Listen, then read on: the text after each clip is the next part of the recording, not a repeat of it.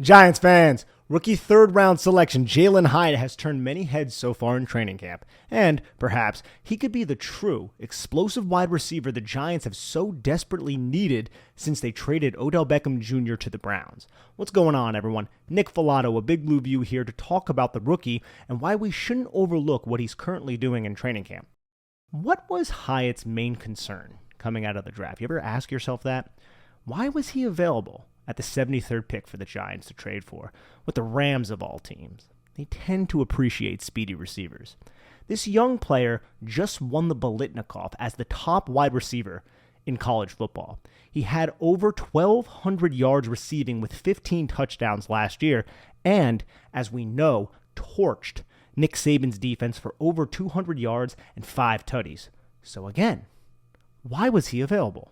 Well, persistent concerns about translating from Josh Heupel's offense to the NFL were compounded by a lack of snaps against press coverage and concern about his route tree. While I understand that apprehension to a degree, it may have been overstated to the benefit of the New York Giants. There is a steady drumbeat for Hyatt, and it's starting to reach Nick Cannon in drumline levels. As Joe Schoen and Brian Daboll attested, their concern over Heupel's offense did not bother the dynamic duo. In Buffalo, the Bills drafted UCF wide receiver Gabe Davis, his head coach at the time, Josh Heupel. Let's rewind for a second and go back to the day 2 post-draft press conference with Brian Daboll and Joe Schoen. What's your impression of Hyatt, and how important was it to you to get more of that speed around Daniel? Yeah, no, I think he's a good player. I think he's runs some of the routes that we've run here. So you can see, a little bit like Gabe, how it might translate. So what are these routes Coach Daboll is referring to? What did Jalin Hyatt run at Tennessee that made the Giants so excited? There are several answers here, but I want to go over 3 specific examples of how Heupel used Hyatt and how that usage can be leveraged by the Giants based on Big Blue's 2022 film. And to kick that off like Graham Gano, let's discuss switch releases. A switch release is when the inside wide receiver releases outward and the outside wide receiver releases inward upon the distribution of routes. This can lead to defensive miscommunications, offensive leverage advantages, and it acts as a clear out for backside routes, which was the primary way the Giants used it last season. New York's preferred method was the post wheel last year, which is an excellent quarters beater, which is a coverage that has recently proliferated around the NFL from influences within the Vic Fangio tree. And if we rewind again, I'm not going to play the annoying sound effect this time. We'll remember hearing much about choice routes when Brian Daboll was hired as the head coach. BreakdownSports.com has this great breakdown on what that actually means. This isn't universal and offenses vary, but the idea is similar. In middle of the field closed man coverage, the initial number 1 runs a dig because it gives that wide receiver the best chance of coming open. Versus zone, they often sit. If it's middle of the field open, meaning split safeties, that receiver splits the safeties and finds space. And middle of the field closed zone, like a cover 3, the receiver angles up the seam to try and separate. The initial number 2 receiver will sit versus off leverage DBs and continue the route up the field with a player to the inside who is not over the top. One reason why Isaiah Hodgins was so effective in this offense was due to his comprehension of these concepts. Joe Schoen frequently says the primary trait he wants in a wide receiver is their intellect, their football IQ. Receivers have to be smart to play wide receiver in this system, or they're not going to find the football field very often.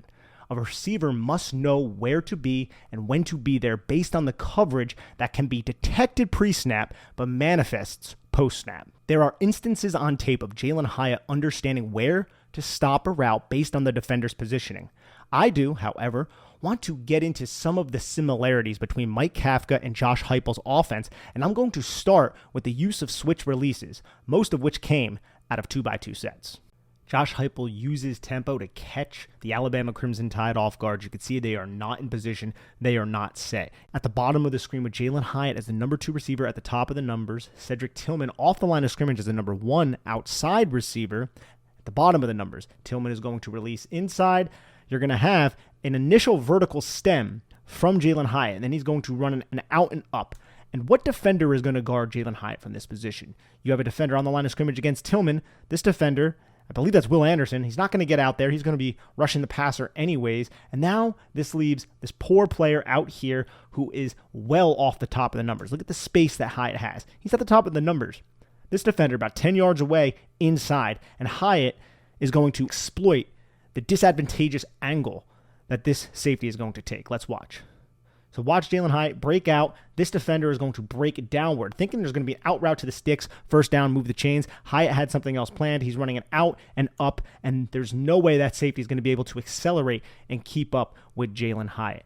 Easy touchdown, easy pitch and catch from Hendon Hooker, one of Hyatt's 5 touchdowns against the Alabama Crimson Tide. And you can see how there's going to be a switch release here.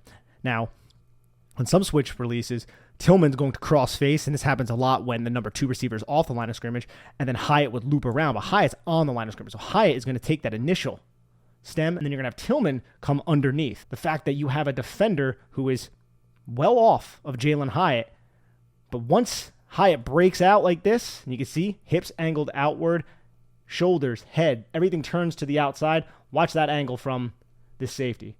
And then all it takes is speed and acceleration. If there's one thing that Jalin Hyatt possesses, it's speed and acceleration. But this safety right here was put into such a precarious situation, and he could not overcome it. And this concept, the switch releases, is something that the Giants ran a lot last season. But they didn't always throw that way. Most of the time it was to clear out. If we look here, we have a field side throw to Richie James off of a switch release. This is one of the better throws Daniel Jones had from the field side. He did not target the field side. What I mean by field side is he's on this hash and he's going to throw outside towards the sideline. Usually the Giants, they operate out of a stack. We'll see some plays like this a little bit later. And they use and target the stack from the boundary side. By boundary, I mean short side of the field. This is the field side because you have all this space to cover. Field side, boundary side. So that's what I mean when I reference that. But here we're going to see a switch release. And you're going to have inside release to clear out to create the pick. Richie James runs into space, catches that football. Big chunk, explosive play, something the Giants did not have. Kenny Golladay does a really good job here running at this defender because the Vikings don't banjo this. And what I mean by banjo is once the defense declares that the routes are switched like that, they'll pass off. Number 20 will assume Richie James, and Kenny Golladay will be assumed by this player because the angles that those defenders have are much more advantageous to handle those responsibilities upon the switch. But that's not what Ed Donatell's defense did. You can see this player right here try to flow over the top, and then 20 still playing Kenny Golladay, and then Golladay just does a great job just getting in the way, and they just did not banjo that coverage. And it's a big chunk play on the post wheel, and this is something that the Giants ran quite often. See right here again. Now that's the dig route that Isaiah Hodgins runs because it's going to be middle of the field close. You're going to have this safety drop back. This safety is going to stay inside of this hash, and Isaiah Hodgins, all he has to do is beat this defender towards the inside on the dig. Daniel Jones does a good job coming off of Daniel Bellinger here. Daniel Bellinger, he could have had this. There's an opening with this player creating the pick, but Daniel Jones, notice both safeties are not in the middle of the field. This safety's inside the hash. This safety took the center field, and you have a bunch of defenders over here, so you're going to have a one-on-one with the dig route. Isaiah Hodgins reads it off the choice, plants, gets the dig, gets the separation, pass completed. But there's that switch release again. The number 2 is going to run around Isaiah Hodgins. This player does a solid job keeping up with him. But that's the idea of some of the routes that Jalin Hyatt ran. Jalin Hyatt ran a bunch of these, and you're going to see a bunch of them right here. Jalin Hyatt just breaks right around, switch release, out and up, go around, post wheel, if you will. Just an inside breaking route from the number 1, an outside breaking route from the number 2. It's something that Tennessee did quite frequently. And you can even see on this play that I'm running at the moment, Jalin Hyatt, off leverage, Cedric Tillman, he's going to run and try to create some sort of pick for this player. Now, Jalin Hyatt has to read. We talk a lot about choice routes. Jalin Hyatt has to read this player to see where his positioning is. This player does a really good job just effortlessly flowing over the top of the number 1's break, puts himself in the phase. Jalin Hyatt reads that. If this player is not over the top like this, Jalin Hyatt's taking this vertical. But instead, Jalin Hyatt reads that this player is in very good position to squeeze him towards the sideline and limit his space, so he just cuts back on the comeback. It didn't really matter. Hendon Hooker didn't look that way. But it does show that Jalin Hyatt understands leverage, understands how to run choice routes based on what the defense is doing. On 6, we're going to see again, little switch release, out and up, if you will. You want to call it that. It's something that Jalin Hyatt ran frequently, and it's a play that the New York Giants also ran. Now let's get into another play type that I think is very important. I want to bring up 3, right? Bringing up switch releases. Now I want to talk about search routes. And what I mean by search routes are routes where the wide receiver are essentially running an over or a dig, but they're just searching for the open space based on a lot of the defenders. Now, one of the difficult things about guarding Josh Heupel's offense is they use zone reads to suck up these linebackers. It's going to create space in the intermediate parts of the field, which happened a lot. Again, Jalin Hyatt is a player who is very fast and was open frequently because of that, but the scheme also assisted him. So on this play, I love this route by him, first off, because you can see how he angles inward a little bit, breaks up, and then goes into space. And that the search route is maximized by this player right here, the motioning player. So an interesting stat about the New York Giants, they ran motion on 38% of their snaps. That ranked 19th in the NFL. But their snap motion percentage was 14.1%. By snap motion, I mean there's an offensive player, an eligible receiver, who is motioning when the snap happens. I sometimes refer to this as fast 2, fast 3, fast 4, depending on who the offensive player is and where he is going. This is a fast 3 because there's 2 receivers already over here, so now you're introducing a fast 3. But what this does for Jalin Hyatt is it removes a defender from the middle of the field. This defender is moving him. It also confirms to Hendon Hooker that it's going to be man coverage. So Jalin Hyatt also knows it's man coverage. You have one more defender who's not going to be on this side of the field. So Jalin Hyatt now can break, and this defender's all the way over here, occupied with this player in the flat. And look at all that space. So he just needs to search for that space, come open. The safety takes a deep angle over here. Jalin Hyatt breaks into the space, outruns him, gets a few extra yards. So these search routes are something that the Giants also ran. You saw again what happens. Motion in snap motion. This is something I think the Giants are going to run more of. Snap motion 14.1% of the time last year. I think you're going to see more of this to remove defenders from certain areas of the field because Jalin Hyatt, look, he's starting out here outside the hash by about 4 yards, what have you, but his end destination is going to be around here where that defender was going to be. But instead, now you're just introducing that fast 3 and you remove a defender from that side of the field for Jalin Hyatt to possibly come open on this search route from a defender who is outside leverage and off by a lot. Good luck covering Jalin Hyatt. You need some intermediate defenders here. They're trying to blitz Hendon Hooker. It's not a great situation for the defense. You can see Jalin Hyatt drops this pass, which is unfortunate. And here's another instance of motion helping the offense out. And Jalin Hyatt is this player, mind you. So Josh Heupel, this is some of the stuff that he does. He's hiding Jalin Hyatt. Heupel took this player, motioned him in front, jet sweep. Now Hyatt, because this defender is following number 24, is just going to break into space, and he's wide open, and there's no one even near him. So that's just something that I liked about Heupel, how he was able to utilize motion to take advantage of what the defense was going to do based on their coverage. It's something that Mike Kafka will use and will exploit. Now let's go to the New York Giants against the Minnesota Vikings, these search routes. Again, overs, digs, they're very similar type of routes. I don't want to overcomplicate things here. But you have Richie James, who's going to run this route from the number 2 position. Outside leverage, you have a safety, middle of the field close. He's going to try to break it, flatten his route out, so this safety doesn't kill him. The throw is a little bit behind him on this 2nd and 2 play. It ends up going incomplete. Now against the Green Bay Packers, you could see this is much more of a search type of route rather than a dig route because he is making a decision on where to go. Should I go outside? Should I go inside? Choice routes. We talk about this. You have a lot of defenders here. You have 4 defenders who are on or outside of the hash with only 2 wide receivers. So Richie James is going to choose against the zone defense, cover 4 type of look, to go inside of this defender, and now he just needs to break this route off before this safety drives down, because this safety is reading the number 2's release to see what he does. If he goes to the inside parts of the field, he's going to break on it. That's exactly what happened. So he needs to keep this really shallow and just behind the ass of Devondre Campbell, and that's exactly what he does. You can see he breaks right behind Devondre Campbell. You have 1, 2, 3, 4 defenders deep. Devondre Campbell influenced a little bit too far to the outside. Daniel Jones finds Richie James, first down. It's a nice play right there from the New York Giants and a nice search route from Richie James, a nice choice on where exactly to run. Should he go around this defender? Should he go this way? He chose correctly, and the Giants were able to move the sticks.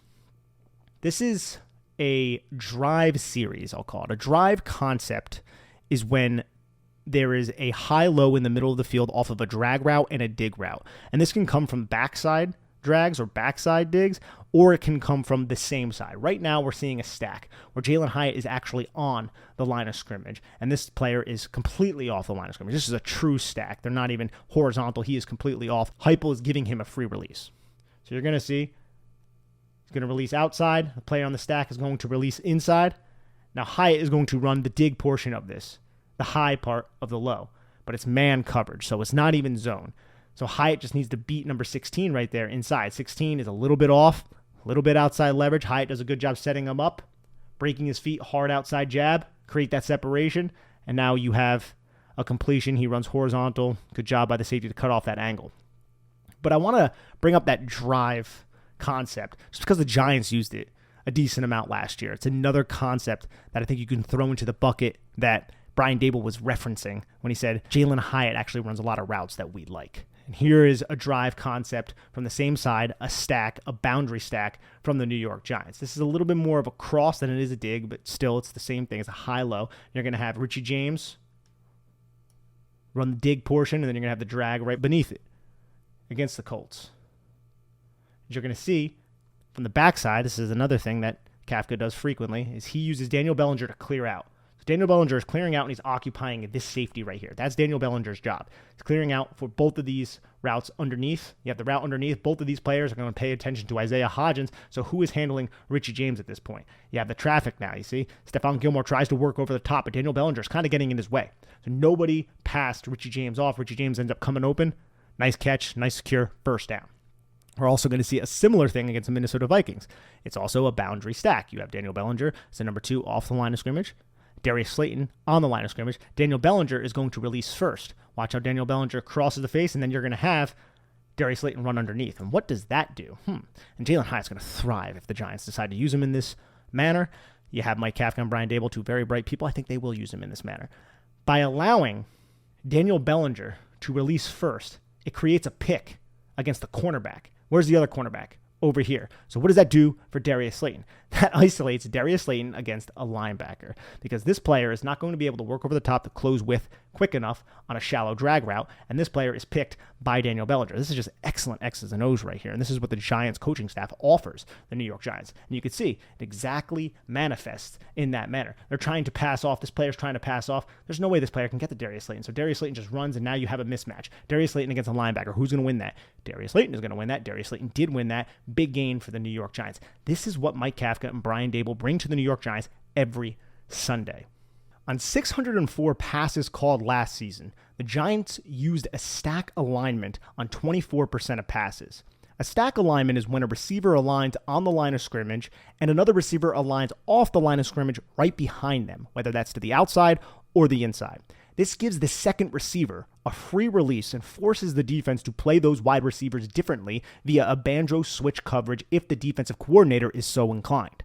The Volunteers frequently used stack alignments all over the field, and Hyatt benefited from being off the line of scrimmage. In his entire collegiate career, Jalin Hyatt only faced 62 press snaps. Heupel would also align his stacks outside the numbers at times, which maximized space, which is one reason why Hyatt only had 3 contested catches in 2022. He was frequently by himself for a variety of reasons. The stack that Mike Kafka used for the Giants last season were mostly from a condensed formation. 78 of the 146 stack snaps were condensed for the Giants last year. That's a 54% mark. Hyatt wasn't frequently used in condensed stacks, but that shouldn't pose a problem. There are several advantages to operating within a condensed offensive approach. Firstly, it's easier for the quarterback to tell man or zone. It provides blockers with better angles in the run game, and the compressed nature of the offense results in more traffic, rub, and pick type of opportunities when the defense specifically is in man coverage. This can severely assist a speedy player like Jalin Hyatt. A third element I want to discuss is the vertical threat posed by a player like Jalin Hyatt. He's clocked 24 miles per hour at training camp several times, but that's different than an in-game scenario. In Hyatt's 3 collegiate seasons, his highest game speed was last year, and it peaked at 21.7 miles per hour. However, he reached 21.5 miles per hour multiple times, so there was a consistency with him maximizing his top speed. Plus, he put a ton of work into the weight room this year, so maybe that speed has actually gone up and it can translate to in-game situations. I'm not a huge fan of predictions, but I want to give a floor and ceiling opinion on what we can expect from Hyatt. Jalin Hyatt's floor is Marcus Johnson's role from last season. I was surprised to realize this, and injuries played a factor, but Johnson ranked 4th on the Giants in routes run at the wide receiver position.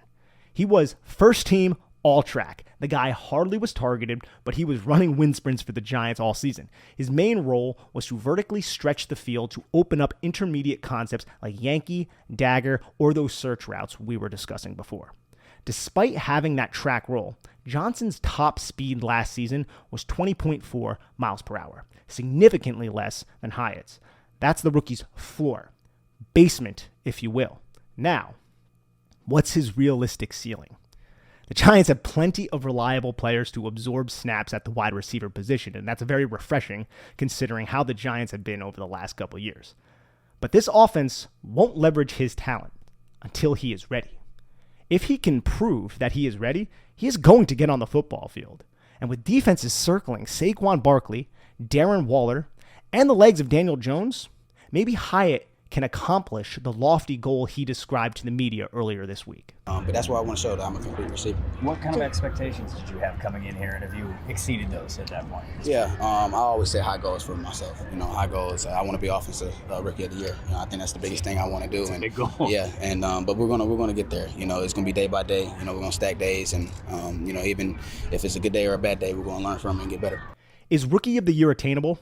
I won't say no, but it's not likely. And there's a lot of competition for that honor. Still, the sheer fact, ladies and gentlemen, we're having that discussion is proof that the young speedster from Irmo, South Carolina is setting himself up to exceed the expectations many originally believed when his name was called on day 2 of the NFL draft. And if he can exceed those expectations, it's going to be beautiful as we sit here and enjoy a competent, well-run organization. Thank you, everyone, for tuning in. Please check out BigBlueView.com. I am Nick Falato. Take care.